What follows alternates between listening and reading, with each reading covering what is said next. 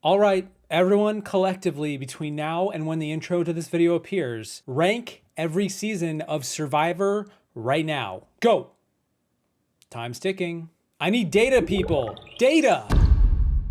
Whew.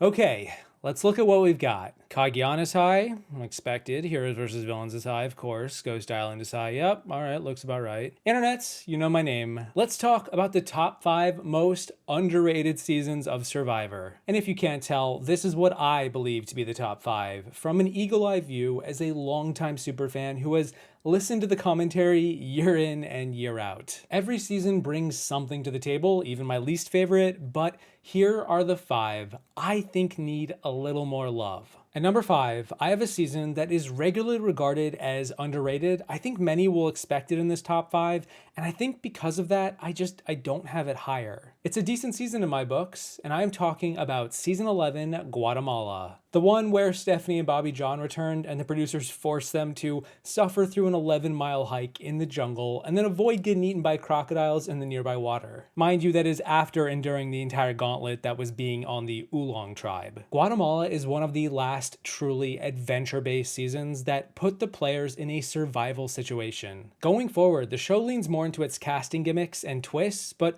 Guatemala intended to retain what made the show so unique back in the day. It was an adventure, and the ruins of the locale were a sight to behold. The howler monkeys, the crocodiles, the dense jungle, and the sweltering heat. Outside of Africa, this may be the toughest season in Survivor history. And then you combine that with a cast full of wild personalities from Judd to Jamie to Bobby John to Lydia and Steph, and the amusing storyline between Gary Hawkins' landscaper and Danny. Margaret was a sympathetic pre-merge boot. Amy is underrated and needs more love. Brian was a strategic superfan threat before they became commonplace, who attempted the first ever 3-2-1 vote split in the pre-merge. Blake was baited to the high heavens, and there were even these people who are difficult to distinguish from one another, but I think one of them was a magician's assistant. Not to mention Rafe serves as the moral center of this anti-hero majority alliance who controls the numbers better than anyone, yet chokes at the very end in a tragic bit of karma. Danny's winner edit could have used a little more love, but overall, this is an underrated cast in a unique setting with a lot of personal conflict. I can see why it's mostly forgotten, and many don't have strong feelings about it one way or the other, especially in the early pre-merge, but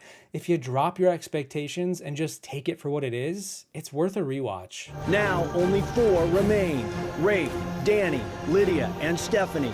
Tonight they will compete in their final immunity challenges. 2 will go on to face the jury. 1 will outlast all the rest and become the sole survivor. Number 4 is a bit of a spicier take in certain circles, although I do know it has risen in the ranks over the years since fans have distanced themselves from the live viewing experience of waiting a week to watch each episode. Some seasons benefit from a binge watch, and that is definitely the case with season 23 South Pacific, featuring another set of returning players in Coach versus Ozzy. Ah yes, the rivalry we all were asking for. Truth be told, I really didn't enjoy watching Sopa live. A week between each episodes was just not worth the wait. I don't love Redemption Island as a twist all that much, and I think this season's editing could do a little more with the rest of the cast beyond the big 4. That being Coach, Ozzy, Brandon, and Cochran. Everyone else is fighting for airtime, fighting for scraps, but when I drop my expectations on a rewatch, I realize there's 4 to 5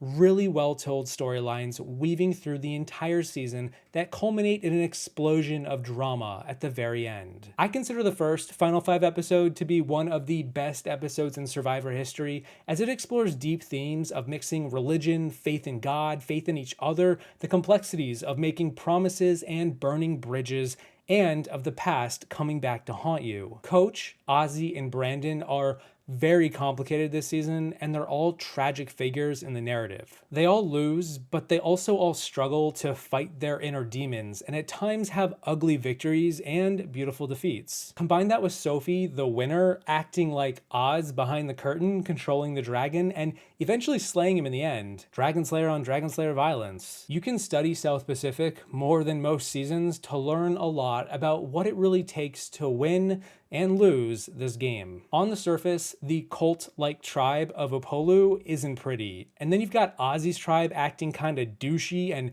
Baywatch and ostracizing Cochran, and then Cochran himself isn't really much to root for anyway. I mean, he's a turncoat, right? Flippers never win. But if you allow yourself to experience this season without a horse in the race, it can be fascinating to watch and come to enjoy. For me personally, it is a case study in learning to love parts of the show you wouldn't really like on the surface. I want to change the course of the Hans family And name. it's time to perform, and that's exactly what I do best. See what the Dragon Slayer's got this I time. mean, I'm the brains behind the operation. Playing Soul Being Survivor. the sole survivor. There's no safe It's word. time to pull out all the stops.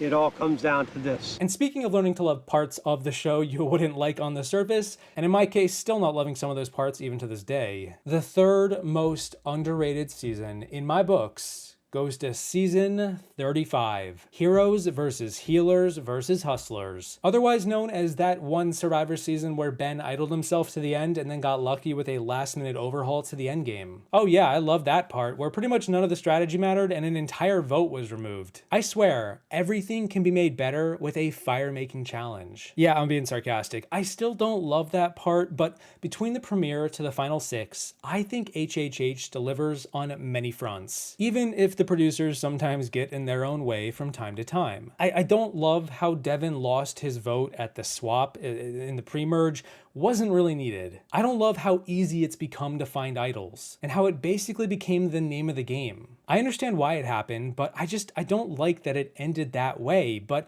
at the same time, HHH gets a bad rap by a lot of fans for this, and I don't think it's fair to judge the entire book by its last chapter. I think the pre-merge is quite fun, such as Alan getting JP to strip search for an idol, or Joe and Dr. Mike getting into a rivalry early on to then become BFFs by the merge, the Coconuts. How Ben and Cole start beefing as Cole kinda consistently fumbles the ball, or how Chrissy links up with Ryan after she receives the mystery gift in the premiere. Allie is a robbed pre-merger who should come back. Patrick becomes this wacky character out of left field, and Lauren Rimmer is even more out of left field, and I love her no BS attitude. Mike throws her idol into the fire, there is a physical scuffle at the tribe flag, and one of the wildest tribal councils in Survivor history occurs at the final 7. Oh yeah, we also get a fantastic blindside of JP right before, not Jeff Probst, JP, and things like that, alongside a sneaky alliance forming with Devin and Ben struggling for control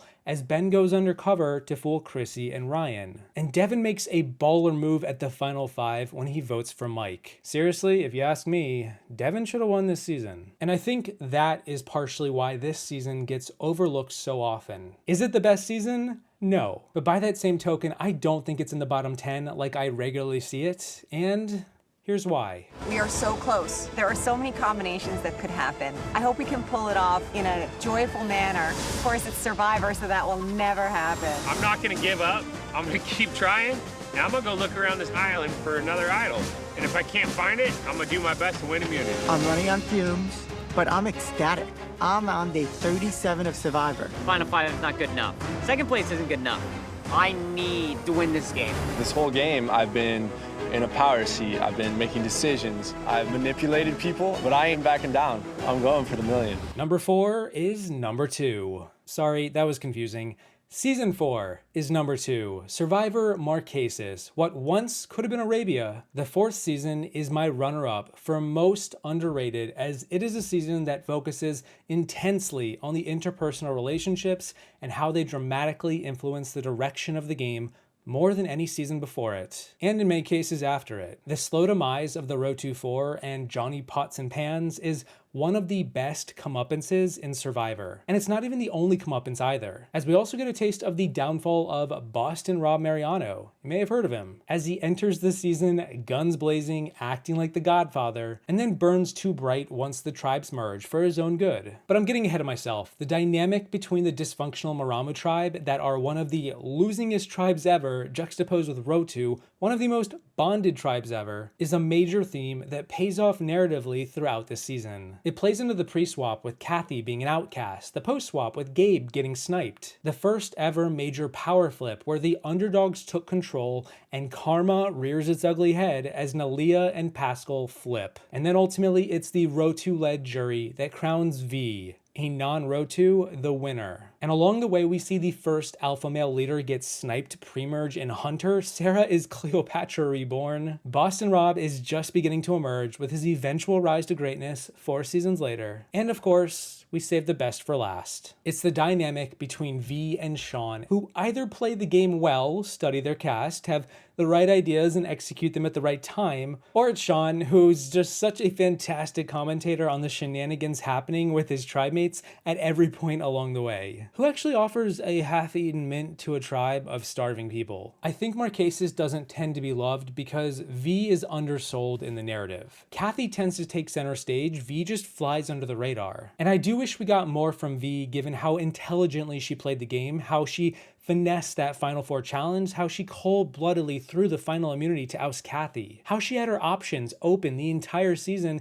and was so flexible for an old-school player. Combine all of that with the array of unique challenges, some of them scuffed but hilarious, or the unique people like Zoe, work hard, play hard. I think Marquesas is definitely underrated and has a lot to offer. Nalia, Pascal, Vesepia, and Kathy. Tonight they will compete against each other in their final immunity challenges. 2 will continue on to face the jury. 1 will outlast all the rest and become the sole survivor.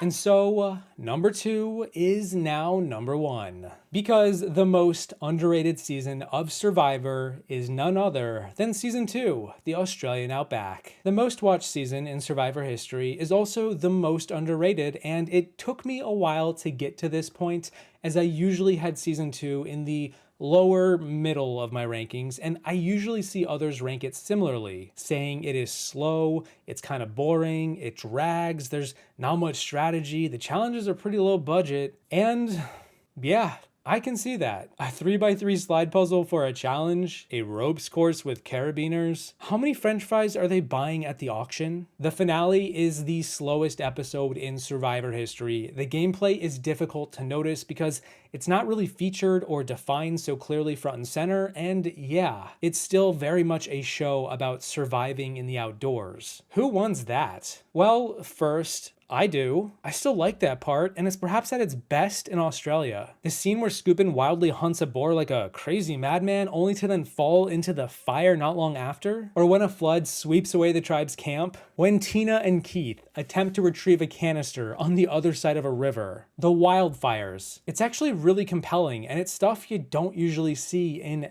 any given episode. It's so unscripted and it's so unique to the season, it gives the season such a strong identity. Combined with the season being in the shadow of Borneo and how the cast was grappling with working with the blueprint of the first game, but also trying to be more than Borneo. They play the game hard, and it is a lot more apparent when you pay attention to the cracks of the strategy on a rewatch. How Tina flips Colby to oust Mitchell, how Ogakor bluffs Kucha at the merge to oust Varner, the rise and fall of Jerry, the Black Widow, the lovable duo of Roger and Elizabeth, how Jerkygate unfolds around Kel in episode 2. I don't think this is the best season ever, but I do think that it's worth a lot more than many give it credit for. It's far from the worst old school season, has who I believe is the most underrated winner, has some really compelling and tense moments of strategy, and then triples down on the struggle to survive in the outback. It's possibly the most one-of-a-kind season other than Borneo, and it shines as the sequel to the original adventure. I would love for more seasons to be like this one, though the jury may be out on that notion. Tonight, they will compete in one final immunity challenge. 2 will continue on to face the jury. 1 will outlast all the rest and become the sole survivor.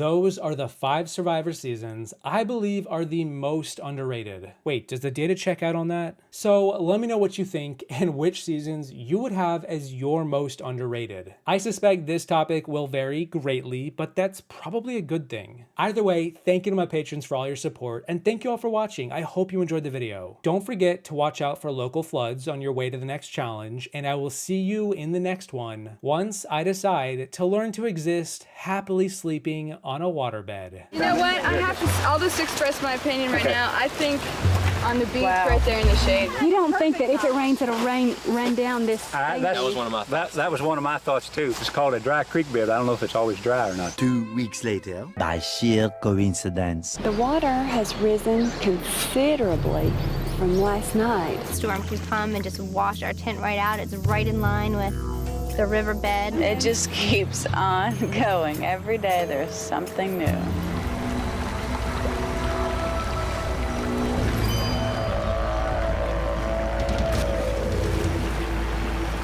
We're okay, girl. I think. Don't jump to conclusions. Oh, gosh. We have barely anything. Oh, gosh. We lost everything.